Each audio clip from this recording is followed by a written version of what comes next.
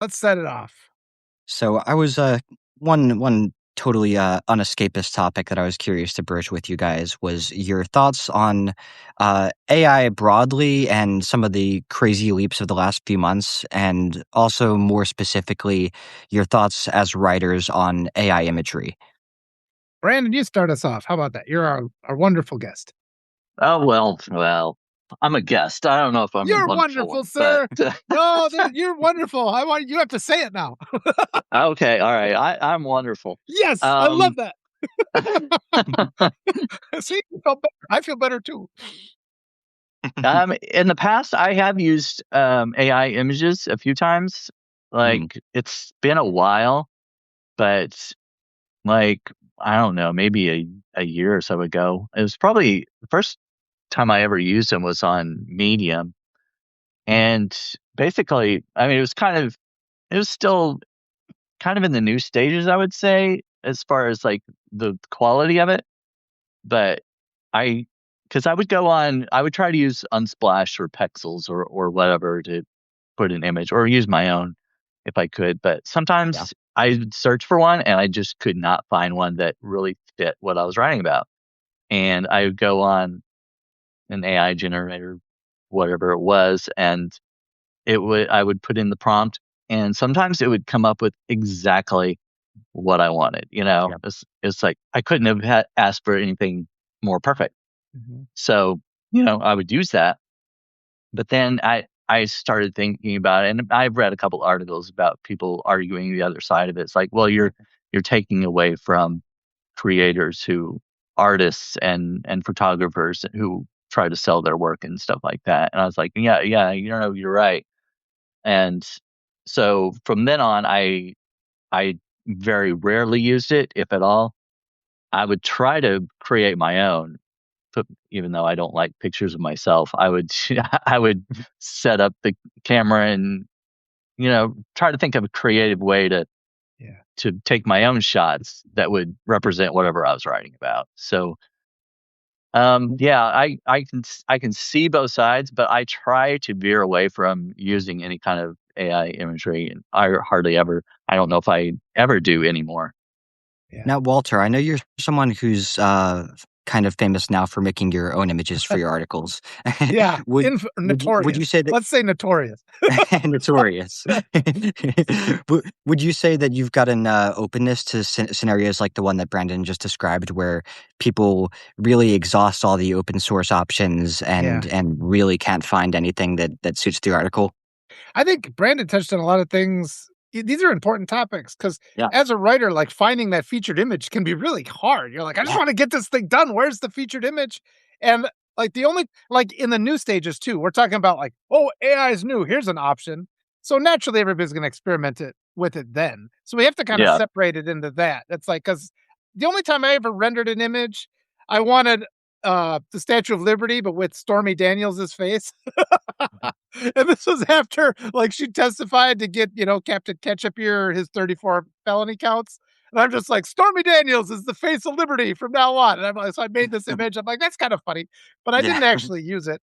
And, but yeah, I prefer to do my own little drawings, and I'm a decent photographer. I've worked at that throughout the years.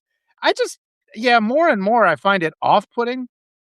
Yeah, particularly the images. I despise it when it comes to the writing, but, there's places for it. There's places where people do fun things that, Shay, she did that talk with me. It was like, a throwback to, like, the '80s, and she did a series of book covers that inserted me into it using AI, and I thought that was pretty funny. I'm just Yeah. like, "Okay, that's a promotional tool where it's not really hurting anybody." Um, yeah, I do prefer, though, giving credit to I don't know, I just like the practice of finding the image. At this point, I've done so many drawings, and I do everything where I break it up, where I assemble them in Photoshop, so I have all these components. So I can pretty quickly I've done enough drawings at this point where I can pretty quickly make an image by the things I've Mm, already drawn. So it's pretty Mm. fast. I've got this huge folder full of images and then just using, just funny text and things like that. So I think the creative side, you learn things like you can take all the color out of a picture, but maybe leave red and you can insert the red back in. So you can make really dynamic images with just a little bit and most of the tools, like you can get, open source Photoshop type programs and things like that. So I think people would feel better if they made their own images, I think. And most of the time what you make is better, but yeah, those time constraints, I don't really begrudge people sometimes for at least experimenting with AI. One of Yeah. the applications of AI that I think is both one of the very most common and also one of the very most frustrating for me to see is people using it to depict things that are extremely general and everyday. Oh A yeah. Yeah. person being productive at a desk, kids playing Oh, at a playground, and I really find that like the vast majority of times that's the case where people haven't Yes. even bothered to look at their open source options before outsourcing to AI. Or just take And a selfie of themselves. They could just as quickly me at right, my right. desk.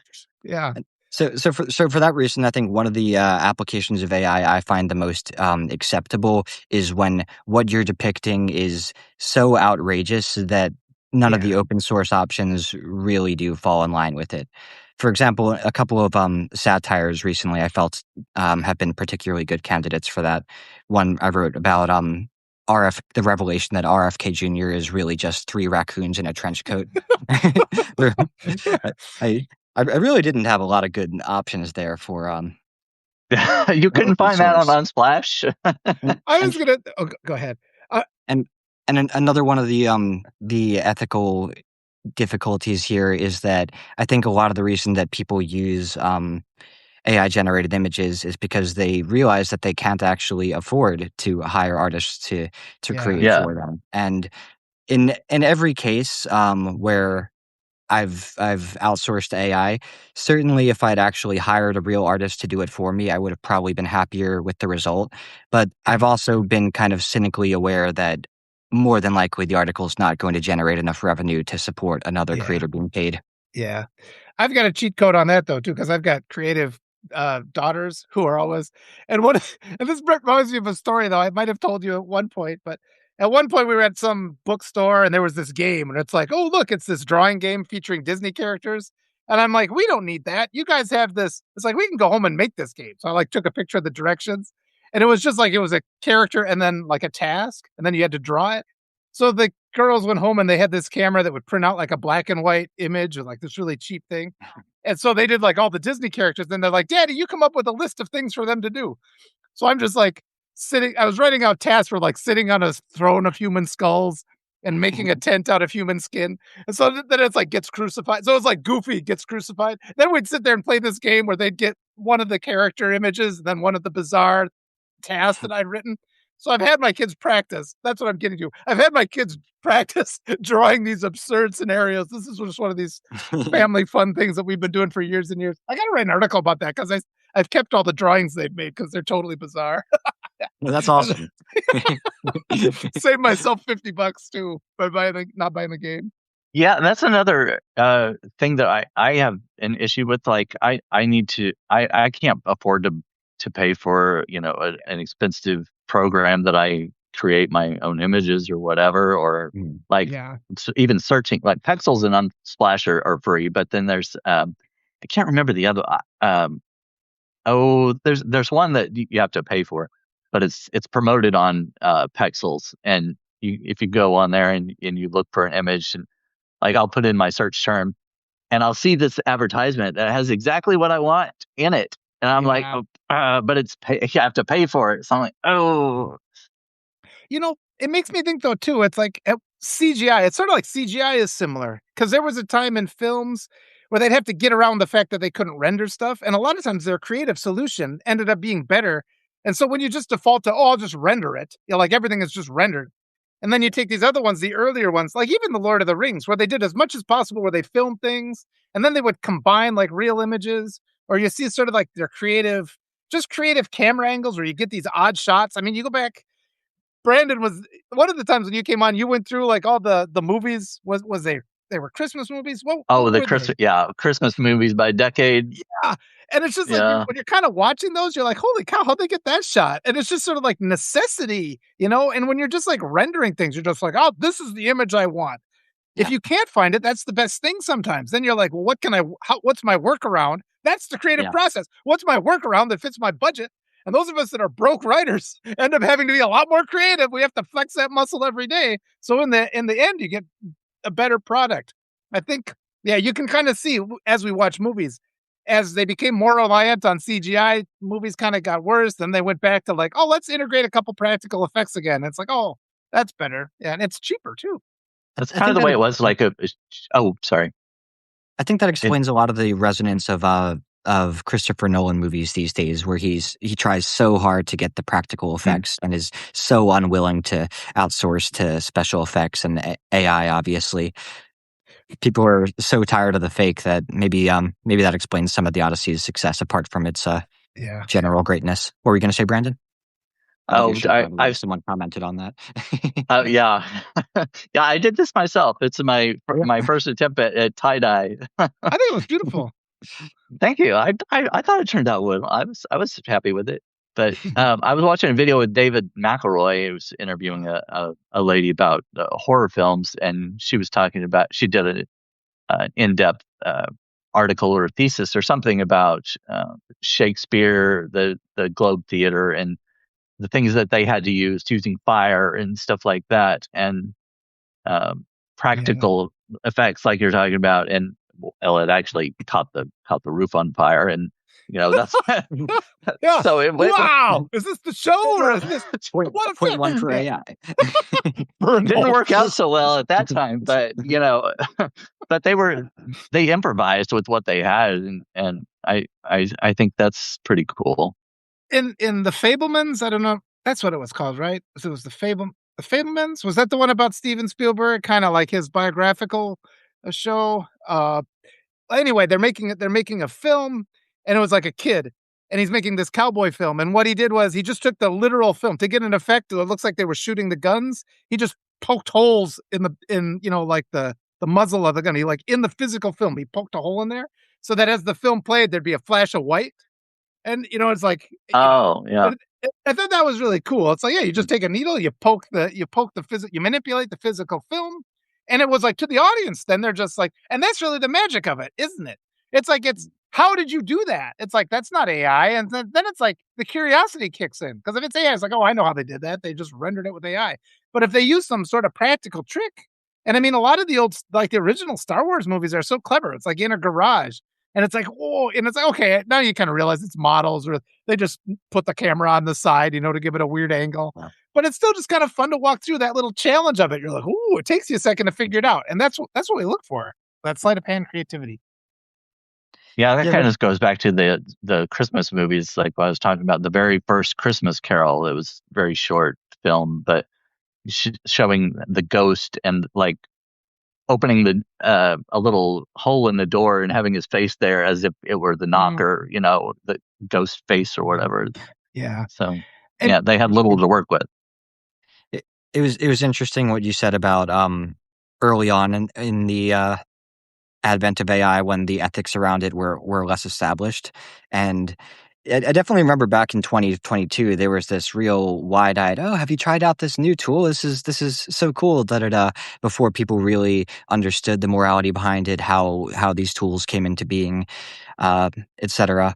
But I remember, like, especially when it first came into being, those few times that I did outsource to AI to try to solve a problem of mine, it was always so unsatisfying to not arrive there myself. And yeah, there is a sort of application for it that I can advocate for. For example, if you're trying to figure out a very specific movie, um, there are questions that you can't so easily pose to a Google search. Like, what was that movie that came out around then that had a yeah. plot with so and so loosely and contained this actor and that actor? Yeah. And Yeah. I mean, and Dr. Jamicha Connor, she's been using AI to evaluate like these databases for like healthcare with like Mm, millions and millions of data points. And it's like that makes total sense. AI is very well yeah, equipped to look at numbers or to compare numbers and like just a huge database. It's not as good at making poetry. It's just not. It lacks yeah, that. And every single time I've even been on places where like, here's a tool for you. Here's an example of like notes that you'd write in your voice based on your other notes. And I'm just like, no, nope, right. nope. I Yeah. would not have written that. I never would have written that. Yeah. So instant. Yeah. I think one of the strongest arguments against AI is to really try to envision what would happen if you told AI, okay, now pretend to be my parent, now pretend to be my brother or sister, it would fall so short Yeah. so quickly that no person could possibly be satisfied by the Yeah. result. But somehow there's this kind of detachedness when you're just it's a less personal relationship with your reader, with the content creator. Have you seen the video of the guy trying to get AI to tell him how many R's are in the word strawberry? Have you seen Oh this? yeah, yeah. Oh I've done the gosh. same Well, experiment not myself. that particular. Yeah. I There's also this guy on TikTok that does a lot of those. He talks to AI and says how many E's are in 18 or something, 17 or yeah. something like that. Like there are two E's in 17 or whatever it is. And he's Yeah. like, no, there aren't. Count them for me. And he just it won't. It Yes. just will not give the right answer. But it's Seeing gaslighting is what it is. It's like this yeah, passive aggressive, and that's what yeah, really pisses you off because then the right. machine gets feeling, oh, I see what the it's so fucking condescending and it's like wrong. And it's like this is like every abusive Yeah, relationship. Why did we yeah. create abusive relationships to be our little AI digital buddy? That's that no, I don't need I get enough of that in real life. The gaslighting is so freaking funny with this strawberry issue. I've tried that a few times, months apart with different models, and to this day it still persists. I've also taken it a step Weird. further and this shit had the audacity to tell me that there's one R in the word raspberry. And That's and funny. when I pressed it on that, it like you said, it's like, "No, I can understand how you would Oh think yeah. that there's more than 1 R, but Yeah. actually there's Oh, just I just see 1 R why at the end." I see why you are confused, and it's just like Right, this endless tirade of Yeah. like all the Yeah. right. lies. Is it maybe that's the whole purpose, just to browbeat us to submit to the AI? I mean, at this point too, like every new tool, like everything that's ever been launched in the history of humankind, I never use it for its intended purpose. The first time it's like this is just hardwired. It's like, can I get this to do this? This thing it's clearly not intended for, like six things that it's not supposed to do. And so, like, Right. but I mean, every time I've tried to use AI, I'm like, how many primaries are left? And it won't tell me. It's like I just need a number, like for the sake of writing an article, how many primaries remain? And then it'll like give me a link to a website that might tell me. I'm like, for the love of God, you can't just give me a number. And this has happened like 10 times. I'm just like, give me a fucking number, give me the answer. And they'll refer you to somewhere. But it's like, this is so unhelpful. All it's doing is pissing me off. So I just really don't use it. I think Siri's total ineptness has been, like, one of the biggest drivers for me using ChatGPT on occasion. Like, that Siri has gotten actively worse over the years, I feel like sometimes. To my Yeah. connection, You're coming back. We had a little lag in the Oh beginning. yeah. Come back. Yeah, I don't know. I started doing my drawings basically as a rejection of AI, and then it like gets to the point where like, oh, there's one of Walter's drawings. So then it's like, well, if you like me, it's like there's one of my drawings. So like that gets more clicks. It really distinguishes you when you're doing something like that, unique. So it's been to my benefit. I reject an all things another though. I'm thing always that like that. another thing I've really been realizing about the advent of AI and especially the word slop, it isn't really slop that's the issue, if you ask me. It's not really the badness of this content that's the most notable so much as the homogeneity. Like, I'll read 10 drafts from 10 people in 10 different parts of the world, and they will all have exactly the same voice sometimes. Yeah.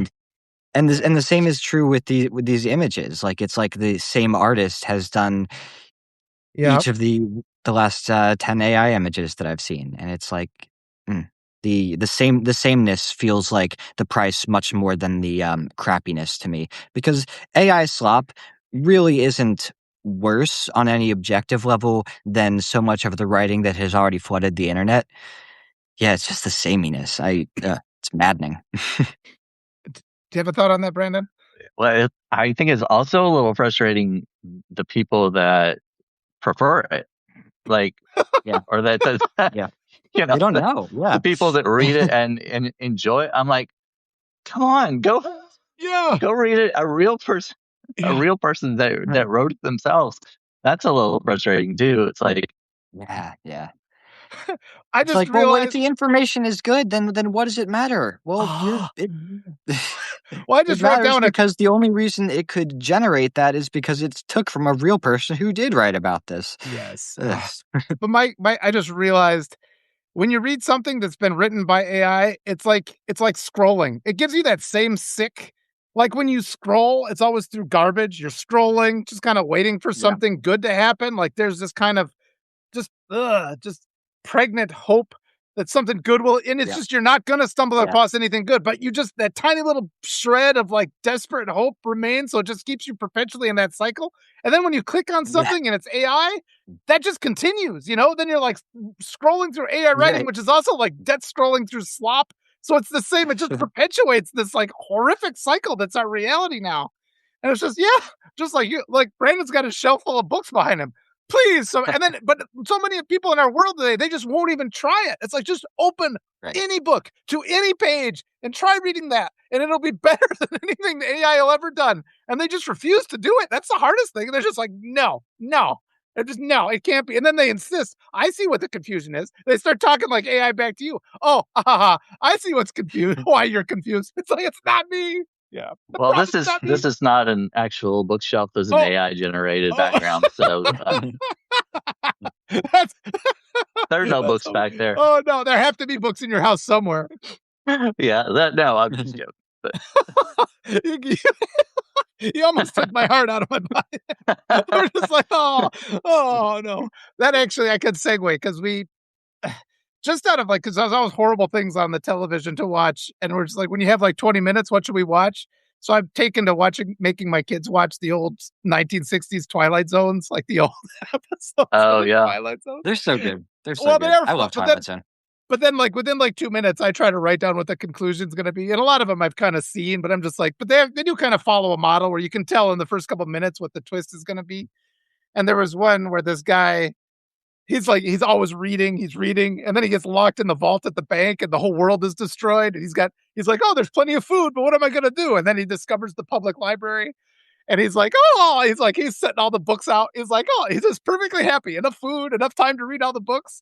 And he sits down and he just kind of does like this, and his massive glasses fall and he breaks his Right. glasses. uh, And I written in my thing, he breaks his glasses, and I could show that. So we have kind of a fun time with our family watching the old Twilight Zone Ha- episodes. have you ever seen the SpongeBob episode that opens with a very direct reference to that? No. There's artist at sea, blank canvas in front of him, nothing but all the time in the world, and no land in any direction. And he puts his pencil on the page and just breaks. oh yeah, yeah. Oh man, we watched the one with William Shatner too. It's cool because he's the one with the Oh, man on the wing of the plane, and it's just sort of it's fun seeing those old actors, from when they're really young, like in one of their first couple roles. It has a surprising number. Just about everybody in a Twilight Zone episode is kind of famous. I'm feeling deeply obligated to actually correct myself. He didn't break his pencil; it fell into the ocean, and Oh, that was what oh, created the plot of that entire episode. oh, it They came down from them. SpongeBob and Patrick found this magical pencil from the real world that brought to life whatever they wanted it to. I apologies to Oh, anyone I who gotcha. I well, Soso misled. the Bro the the mentioned the X irony Files. would be there if it did break. That would be funny. Soso mentioned the X Files, and I was having my kids watch the X Files too. And it occurred to me because I used to watch it as like a science fiction show, but now, like watching it again as an adult, it's just Dana Scully trying to have a boyfriend. Like it's like, Mulder, you're handsome. It's like, quit being so weird. It's like she's just literally like, would you just be my boyfriend? Like every single episode, like the tension of that, and it's like not written into the plot. It's just entirely brought to her as an actress. It's kind of funny, and that's why that show is appealing. I think I don't know if Soso agrees or not, but I thought that was funny the last time I watched it. Just quit being weird. Be my boyfriend. Take me out to dinner. Just I thought that was kind of fun. I relate to that. My dad was a big X-Files fan. I never got into that one too much, but Soso ironically, doesn't agree. Twilight Zone is the one that I've seen a pretty healthy amount of. I've seen probably at least 2 seasons in their entirety, and I Which I show? don't think it's I don't what? Which show Of did the you see 2 X-Files? seasons? Oh, of the This, X-Files? this was Twilight Zone I'm talking about. Okay. Oh, Twilight Zone. Okay. Sorry, I don't know if my connection is No, not I just got terrific. distracted. You'd said it, but I Okay. was reading So-So's comment. Oh, okay, gotcha. Yeah, I'm getting intermittent internet connection prompts, so apologies if I'm Tech bros. at all You need a in and out. data center. What you need is a data center near your house. Yeah. Right. Right. That's what this area is missing. No, that's gonna be a Flatten all clip. flatten the trees and put a data center there. My next clip on Fox News will be that. Well, they'll start using that as an endorsement. You got to be watching what you say on the internet. Have you ever seen those memes where it's just like a beautiful picture of nature and mountains, and it's like what this area needs is a Walmart? Yeah. I used to do that when I was the editor of Living in Peru. I'd always take pictures of Machu Picchu and put like a Starbucks like right in the middle. It's like Starbucks coming to Machu Picchu. Americans rejoice. And I would get all these. They always let me do what I wanted on the April Fool's Day. So I would have all kinds of articles like that. People would get pissed. No, you can't put a Starbucks in. And so I'd be answering the comments all hostile. I mean, all those stairs up that pyramid, you need a Starbucks in the middle of those to Yeah. let people stop and rest for a minute. Maybe 2 Starbucks. Yeah. Yeah. The Machu Picchu mocha. That's what you need to get up there. What I was upset about was once I got to the top of Machu Picchu, they charged me to use the restroom. Yeah, that's a Peru thing. Yeah. It's usually 50 cents, but you think it'd be to their benefit to have you use the best restroom. Yeah, it's. I already paid for the ticket. Let me at least get free restroom privileges. Come on. Yeah. Yeah. Oh, that's odd. Never heard of that. And It's I like just 50 cents. I didn't even really think to bring cash with me for that final hike up Machu Picchu. So thankfully, I had something on me, but it was still short of the fee they were asking me to use their bathroom, and I had to go so bad at that point that I just handed them what was in my pocket, walked in, and they go, "Sir, sir," and I just kept walking. Yeah, what are you gonna do? It started. You can't stop it now. Yeah. Pinch it off. The enforcer. Yeah. Good thinking, man. I'm glad you did that. Some people would stand and wait. It's like, nope, this has to happen. This is happening. Right. Yeah. Oh boy. Yeah. I was gonna say though, with the AI thing too. A while ago, they'd made a version of the Twits, the Roald Dahl, and I really love Roald Dahl stuff, and they did a movie version of the Twits. And in hindsight, I'm like, that script had to be an AI script. And because there was so much stuff in it that kind of sounded like Roald Dahl. Like they had this whole like subplot about Loompa Land, and it's just like all these other magical creatures and stuff that came from Loompa Land. I'm like, it kind of sounds like Roald Dahl, but something is just making me feel it's like Frankenstein's monster version of Roald Dahl. It's like bringing it back to life. Zombie literature. That's what we should call AI. Yeah. Oh, it made me creeped out. We were so upset. Yeah, I don't still like mad that the idea of the music too, like the Beatles, creating new music from the original Beatles. That's interesting because they did that album where they had like some demo tapes that John Lennon had did, and they Right. fixed them up, and even that was creepy, and it was his voice. So, but then like it'd be another step to do like an AI version of John Lennon's voice for harmony.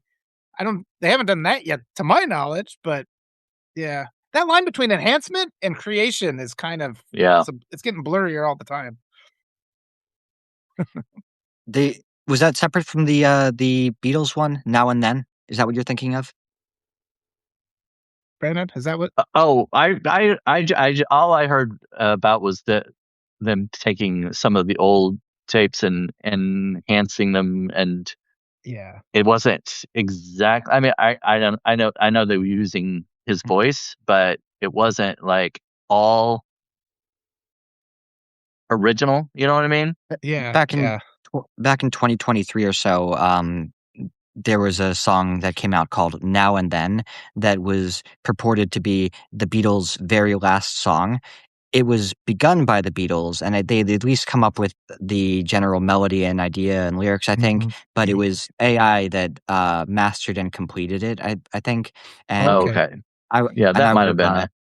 Yeah. And I just wasn't sure if that was what you were talking about with the John Lennon or not. But to my ear, I wouldn't have been able to tell the difference. It wasn't one of the Beatles' more transcendent songs, but nor was it one of their more throwaway songs. They did the 2 for that. One was called Free as a Bird. I can't remember what the other one is. And I mean, a lot of the Yeah, Free as a composition Bird I really process. liked.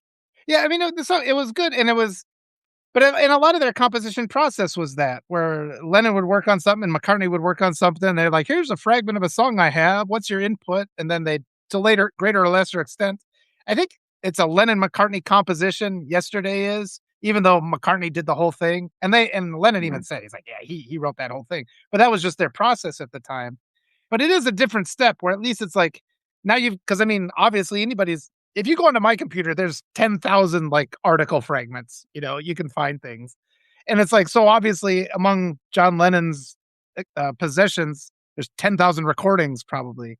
But it's like you miss out that point where you can take that recording, give it to Paul McCartney, he could add things.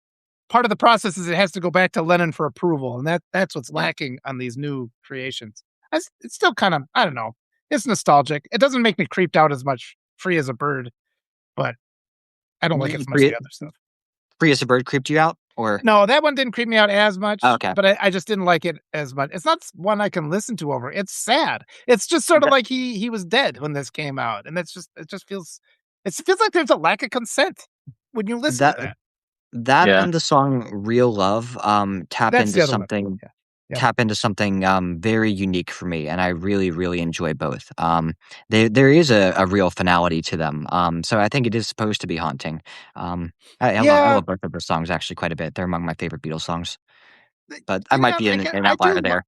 I do like them, but yeah, maybe you put it right. It's a haunting kind of thing. It's a melancholy type of thing. I don't Yeah. know. Something about me doesn't feel right, but is it a rejection? I don't know if it's maybe it is just a sadness for the loss. I mean, I actually was alive at the same time as John Lennon. I remember when he was killed. And so it's just sort of like, that impacted that. I had my kids watch the Beatles documentary, and it was kind of interesting because my wife had never liked the Beatles. And then she was watching it and she was just like, she found some stuff that she liked. Mm. It was, I don't know, it's such a good story. They're so unique. The first like boy band, the things that they did, and they're already kind of fading from memory in a way. I hate the contrarian take that the Beatles are overrated. The Beatles are incredible. Yeah. Mm. Some of it is because of the recording quality isn't quite as good. I mean, you get the tape hiss, and it's like I like the tape hiss. It's warm. It like when the music starts, you hear just that tape hiss, and then they start to sing. But yeah, it's almost like you regard it as static, like where if you're used to crisp and clean digital recordings, you listen to the Beatles and there's some inconsistencies there. But I like rough around the edges stuff. Leave the commas out. But have you seen Across the Universe? I haven't I seen love that. that Is that movie. pretty good? I love I it. thought it was excellent. I love how they have different takes on it and stuff. Like the cheerleader singing, "You want to hold, I want to hold your hand," and instead she was talking to another female, talking about another female, Oh, and so it kind of puts a different spin on it. twist on it.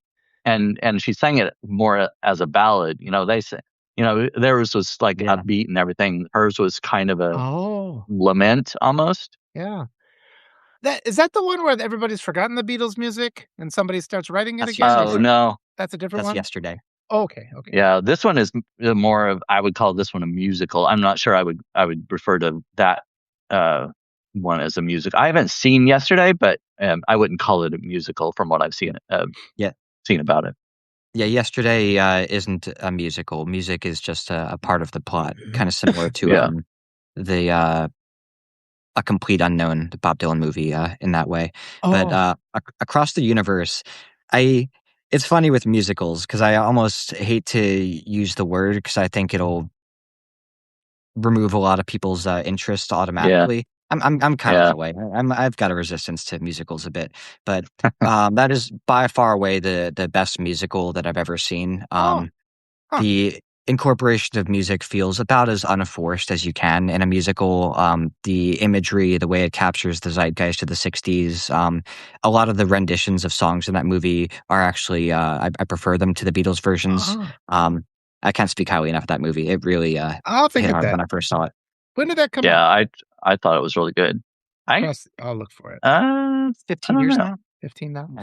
That's because like, my wife is so into music, and whenever she's in it's like, "Okay, you've had a hard day at work. Let's try to do something that'll make you feel better." And I'll just look for anything that's got some dancing in it. And we even did the other day Strictly Ballroom. Did you ever see Strictly Ballroom? It's No.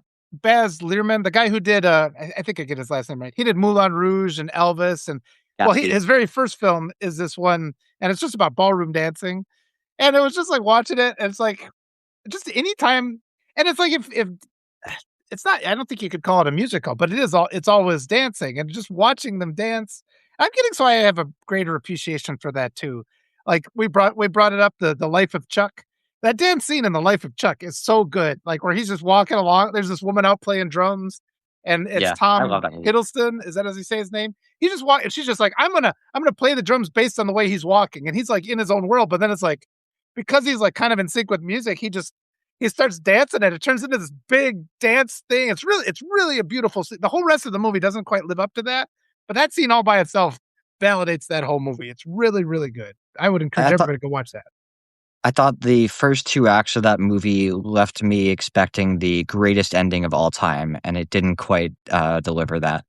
Um, it was a very interesting movie, but I don't think it quite lived up to its lofty ambitions.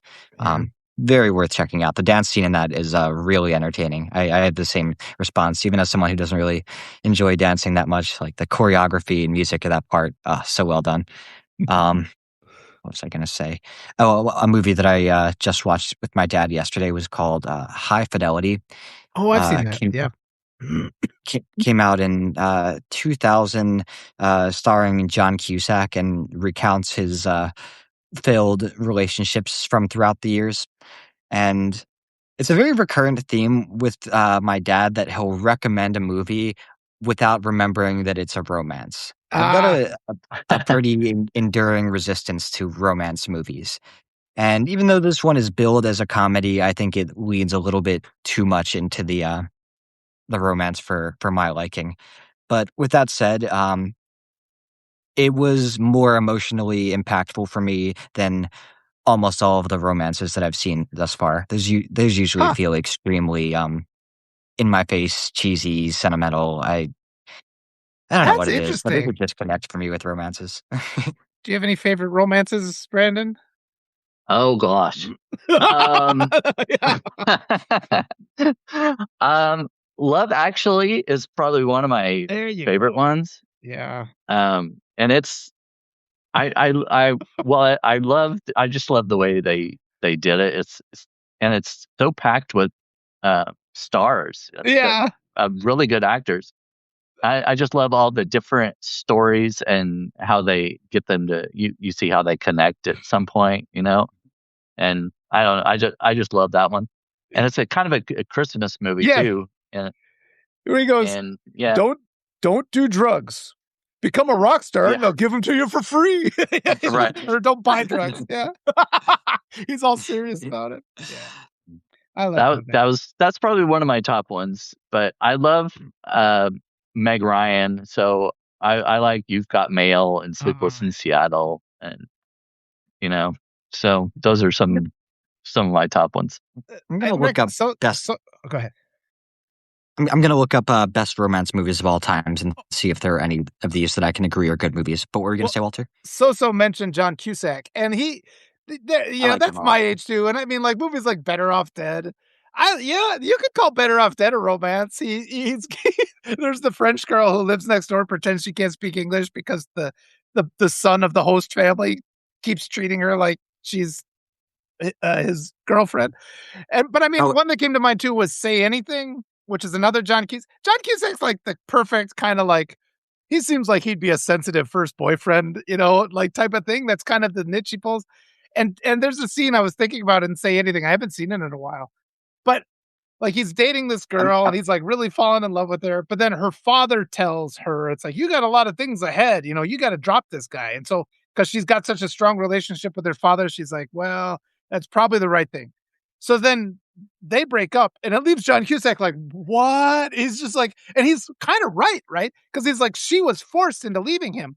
And he's like, I gotta be respectful. He's like caught in this space where he's like, I gotta be respectful because she ended the relationship, but it's not right. Something's not right. And so then like he's driving around in his car, like talking, he's talking into a voice recorder. He's just like, what can it be? What's it's like he's just trying to work it out. And it's like so relatable because we've all probably had that in relationships where it's like you were rejected. Why did this happen? What's going on? Oh yeah, And yeah. then but then he's like, what about these guys? These guys over here. It's like this group of toughs. He's like, they got stuff worried out. They're never worried about anything. I'll go ask them, see what they know. So he goes ask them, and they're just so they're just terrible. He gets back in his car and goes, that was a mistake.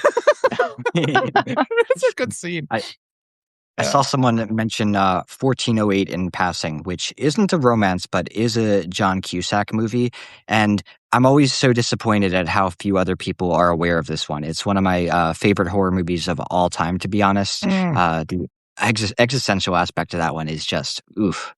I haven't seen that yet, but I've been wanting. I've wanted to see it for. I remember when it came out, and I thought it looked so creepy and good, and I wanted to see it, but for some reason I still haven't. But yeah, that's one I'd like to see.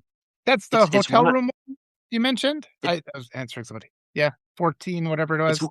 The number ends. 1408. Yeah, that's it. Yeah. Yeah, it's one of the most simple premises in that the most of the movie is just one guy locked in a hotel room. But oh man, so haunting. The imagery of that one is just. I think it's my favorite Stephen King story, probably, even though it's only a short story. But I'm looking at a list of best romance movies of all time. It's got to do something else for me to agree that it's a good romance. Like Starman. Titanic, it's listing as the best one. Titanic, I think, is incredible. I love Titanic. Oh yeah, I guess. Except there's room on that damn Seattle didn't door. do much for me. They could have both floated. Yeah. 50 First Dates. I did see while I was 30,000 feet above the Adam ocean. Sandler's So it not. might have just been it might have just been the oxygen deprivation at the time, but that one hit me hard. Huh.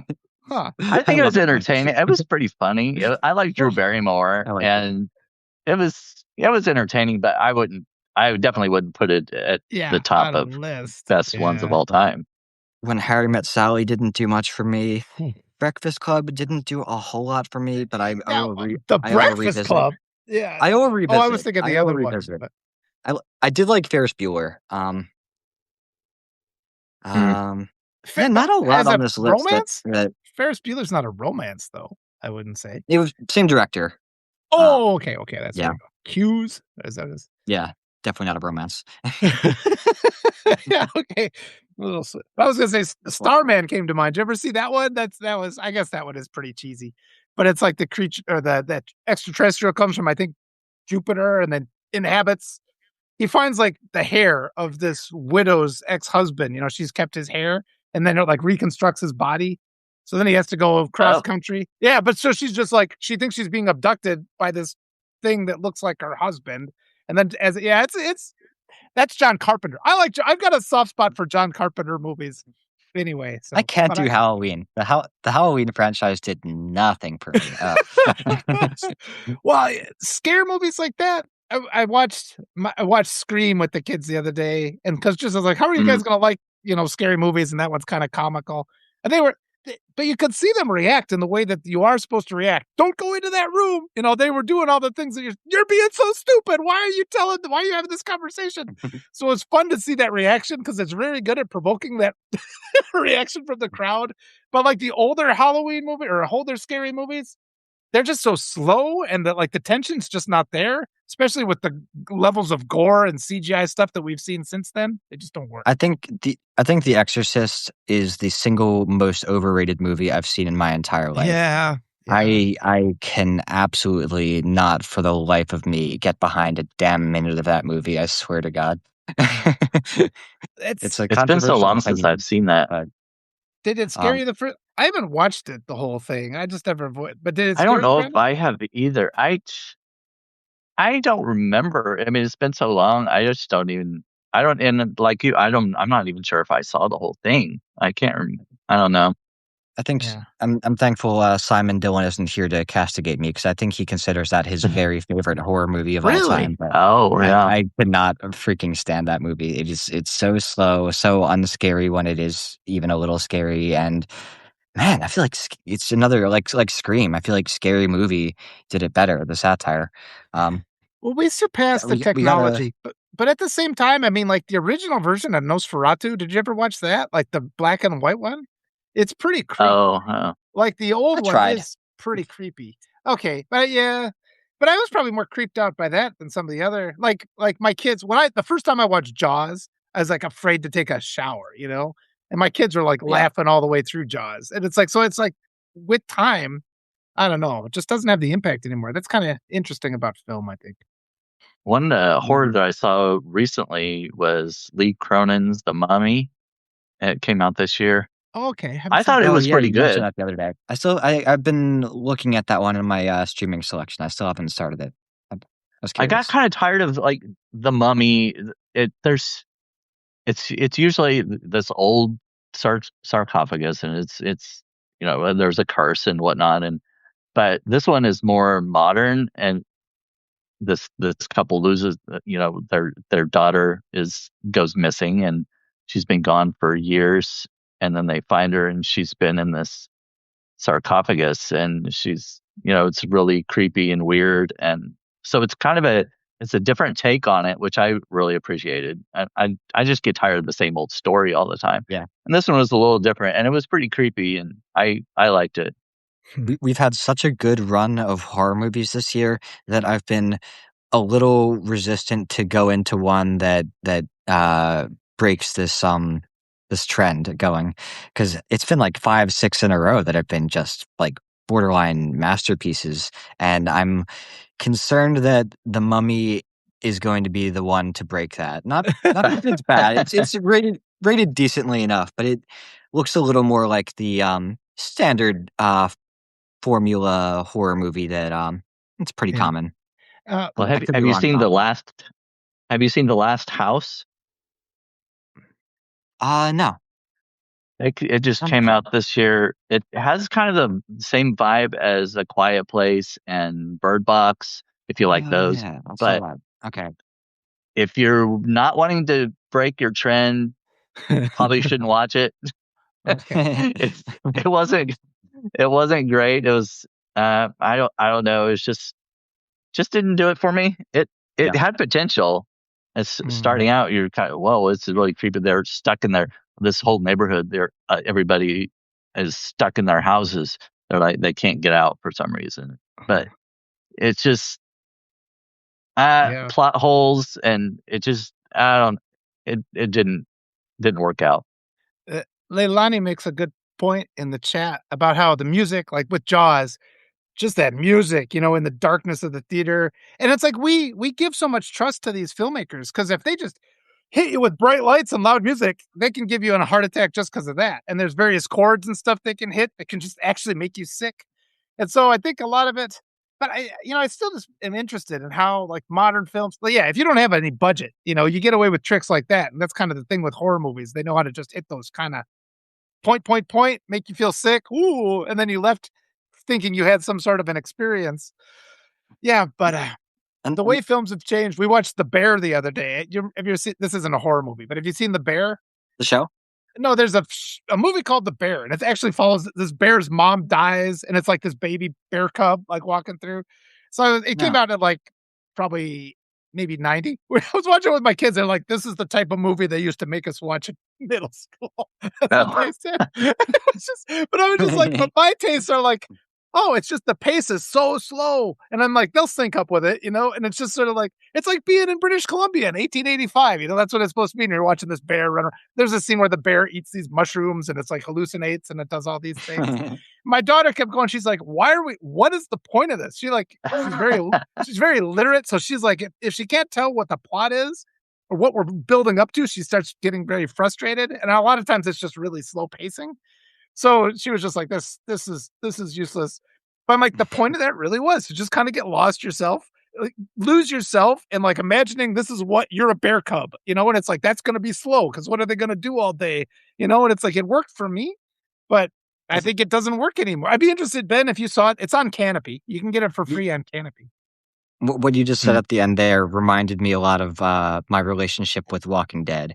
Mm. I think that it's one of the reasons why it's so boring for people is because it's such a realistic depiction of what would actually happen if the world Ah, ended. Like it's Oh, very cyclical. yeah. It's a very cyclical show of people finding shelter and having the shelter overrun and fleeing again. Because if the world were overrun by zombies, that's what yeah. you would be doing. So it's in its total realism where it falls short. Huh. Yeah, that's kinda how what my impression of it was. I started watching it, and it was okay to start off with, and then I just Yeah, got tired of it. It's like, okay, they're going out yeah. and hunting zombies, and, Yeah. it's just repetitive, and I was like, "Okay, I've seen enough of this," you know? Th- you That's have to that. you have, you have to wade through a lot of crap to get to these moments, but occasionally it really does a good job capitalizing on the just spaciousness of it all. Yeah, yeah. The bo that reminds me though of in Hot Tub Time Machine, the kid's playing a video game where he's in jail, and he's like, "You've been in jail for like 3 weeks." He's like, "Well, I'm learning accountability for my actions." Like, "Don't play this video game. Why are you sitting in jail?" So, I don't know, yeah. That's a disconnect between our generation or older and younger people sometimes. You can't watch The Bear, but you can play a video game where you're in jail. That's what I don't understand. An Another question from, Leilani that she asked a little while ago that I wanted to address, that's Ah. kind of a loaded question, but, how is pop culture, affecting what's going on, today? Mm. You know what? That has a couple different levels because there's the panderers, you know? We we talked about this once before, during the Obama administration, you've got movies like 12 Years a Slave, and then, like, during Bush, you have movies like The Patriot, which is, like, the most, like, propagandized version of history. You Mm, know, it's like you just kinda see those trends happening. But then there's yeah, it changes. I mean, like South Park, you see what mhm, South Park has been doing. That was probably on your mind, Ben, like how the influence it has there. I know a lot of the things that I've written to my kids have, yeah. it's like, oh, there's this plucky young fairy who's in an election and she wins, but her opponent refuses to concede. And so then it causes all this problem. So you're just kind of, yeah, the Lord of the Rings is World War II essentially, even though they denied it. But you can't live through that trauma of that time without having that emerge in your creative works. So I guess we could continue. What are your thoughts? I I think the, ingenuity of movies that we've seen this year in particular really feels to me like backlash against AI to be on one end and just the homogeneity of movies on the other hand. All these same superhero movies and sequels and remakes. It ties into the AI conversation pretty well. Um, I and I think one of the Oh, sorry. Were you done? I was pretty much done there. Oh, okay, sorry. Uh, I've I don't know if you've watched Bridgerton or not, but I love that one. I love that show. I think it's awesome, but the newest season came out in June this year, but it's kind of a I guess a dramedy, I would say, but leans more on the comedy side. It's basically like a alternative history of the Regency era in Great Britain, but Mhm, it's got the most diverse cast I've ever seen in any show. It's like because there's a black woman who's the queen regent, and there's all different kind of disabilities. I've seen deaf people, people in wheelchairs, all different races and ethnicities, and they don't address it at all. Like it's like completely normal, and there's no division of class among the different races or anything like that. And so they treat it as if it's all normal, which it should be, you know. And I Yes. and I really like the way they did it and how it's just like Yeah. this is how our society should be. And the only Yes. one thing that kind of uh, that remains the same, I guess, is that uh, queer people are weren't allowed to be married or anything. You know, that's still a mhm. that was in the show is like that's still uh, Why'd they not throw that in allowed there? for. They were doing everything else so Yeah, good. yeah, I'm not really sure Mm. why they didn't include that. I'm not sure, but yeah, it's still the social classes. You're still men were still expected to marry a woman, and you know, in high society and whatnot. Mm. Yep.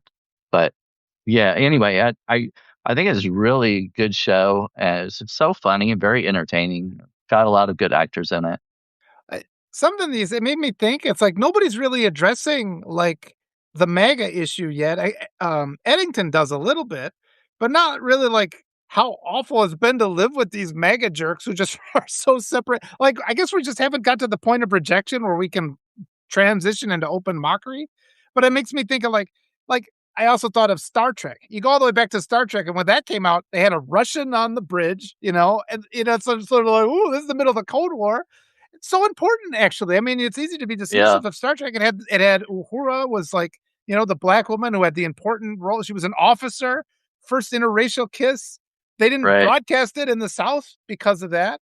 They said they did a couple. He's like, and I like this too. One of the things, as much of a jerk as Shatner is, they talked about how when they filmed it, they did a couple where he actually kissed her, and then they did a couple other takes where that looks like they kissed, and they intentionally ruined those takes, so they had to show the take where he kissed her. It's just like these little acts; Oh, those are important. Those little acts of yeah. rebellions are important. Like, so I think I but yeah, that's interesting. We'll see that transition when it comes to the Republican movement, hopefully soon. I think a lot of the issue there is that Republicans just struggle to see themselves as the bad guys in almost every movie. Like Yeah. Trump is like the stereotypical bad leader in so many movies, and to honestly stand behind him, it's just yeah, these people really struggle to see the irony is the issue. yeah, that's what I was saying. It just kind of goes right over their head, I guess. Like Yeah. denial.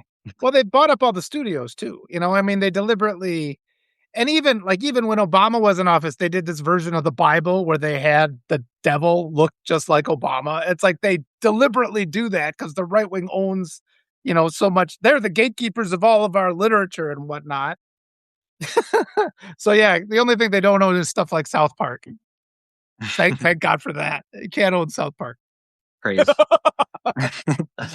Yeah. Independent filmmaking, yeah. Yeah, you gotta look into that more. It's hard to find the good stuff. And I mean, there is good stuff out there. There's a webpage called Just Watch, and it shows all the movies that are released to streaming services because there's hundreds, like every couple of days, there's stuff you've never Yeah. heard of. So like scrolling through that and just like the different viewpoints you can get. I think, yeah, like even The Bear, I think was originally filmed. It was in French. I'm not sure where it came. Yeah, I think it was French Canadian. So it's just a different take on things. And it doesn't hit the same notes. Like we as Americans are indoctrinated for a couple things to happen. And those are our expectation, but that's not necessarily what's good or what's right. And so you have to kind of watch these other films from a radically different perspective. And you have to cultivate that appreciation for them, which is part of the transition of us accepting an actually humanitarian society. I What's watched that this show? I watched this German show that was dubbed in English, and it was so interesting for me because the English really maintained this feeling that it was set in America. But then every now and then there would be things that would happen that just feel so out of place in America because it's set in another country with German actors and German culture, and it was a funny little discrepancy between the two. Have you watched The Office, the original Office? The one I haven't seen it. The one in England, like just the I've different seen take. just like isolated episodes, but I haven't seen the full show. Some people I've heard people comment on that, how that version is just a little bit the humor just is a little bit more spiteful, which seemed odd to me because normally my wife will say this. She's just like, "Let's just watch something that's not American." We've been watching Taskmaster a lot, and it's just like British humor, and it's just a little bit more polite. There's just this courtesy element where Americans are just gross. Like a lot of times they're just being rude is the point of the humor, and it just becomes exhausting, especially when you're living in this hellhole like we are right now. I love British humor. I love BBC and some of those, especially like some of the older British shows like Are You Being Served and the Vicar of Dibley, which is only in the 90s. But I don't know. Some of those are just hilarious. Mr. Bean. Yeah. So corrected me. The bear was a French. Yeah, Jean-Jacques Arnaud. So yeah, it's Another interesting. a good animated bear related movie. You guys ever see Brother Bear by any chance? Oh, I think I did see that. Yeah, I think I did. Is that the Native American? Is it? Oh, maybe not.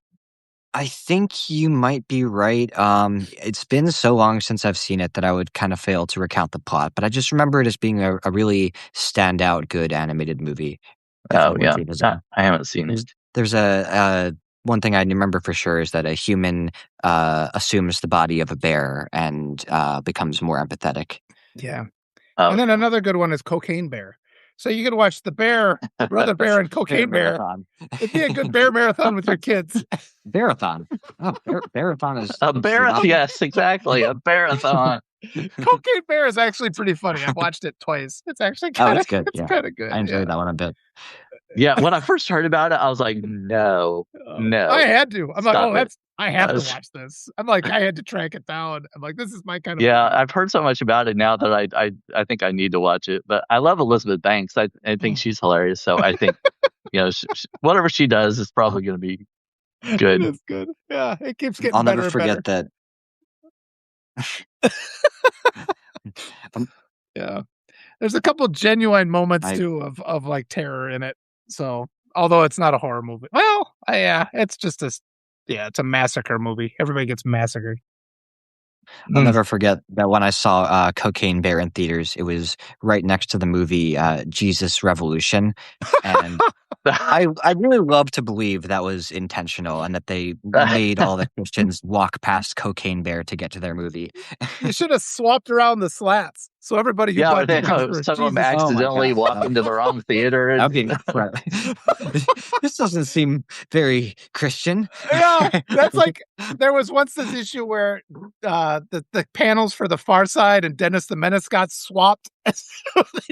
They both turned out so bizarre, like the captions at the bottom. They had the same panel, but the caption got switched, so it was like it did not make sense. That's weird.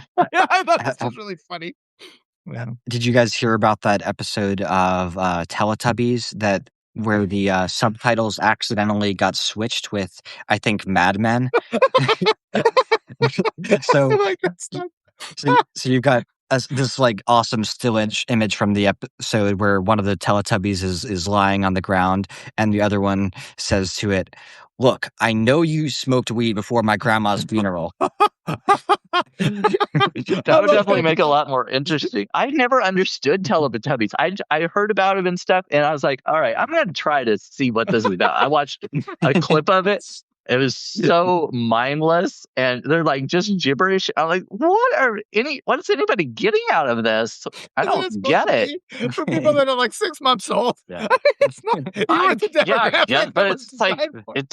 it didn't even look educational to me. It was just like, You're like, what do you mean put the square shape into the square hole? I'm not finding this challenging at all. What's the Coco big Melon deal before about this? Coco Melon. I knew it was a kid's show, but I just wanted to see what it was. But I'm like, even for a kid, I'm like, I don't see that. I don't know. This show brought to you by the letter R. What the hell is that supposed to mean? I just get all pissed. Writing letters to the editor about children's shows. That's grumpy reviews of children's movies. It's kind of a hilarious idea. In the most recent 28 years later movie, it opened with a bunch of kids watching this famously terrifying episode of Teletubbies that was pulled from TV. Scary one. and as they're watching it, that's when the zombies break into the house, and it's a great intro to that movie. Appropriate. Scary episode. Like somebody managed to slip this episode by, which is just totally not like any of the other ones. I love that. I love it. Well, that was like we were talking the other day, like the last episode of Little House on the Prairie, they blow up the whole town. That's like actually true. It's like, how could this possibly happen? They blow up the whole town? It's like, that's not the impression I have of Little House on the Prairie. I don't know. Oh, man. All righty. Well, we're over time a little bit. Nice talking to you guys as always. This was a particularly fun chat. Yeah, I always am happy to see it. Brandon, I'm always happy to have you back. It's always fun. Oh, thank you. I appreciate it. I enjoy these talks. I do love watching shows and movies. I had a bunch written down, but I was like, it didn't really go in Yeah. the direction that I was like, it's all right. I'll save it for another time. We watched Tangents are the Baywatch the name other of the day. game. I recommend Baywatch, the one with The Rock. It's just so stupid. We gotta kick Oh it. gosh. I I'm not a fan of The Rock. Oh,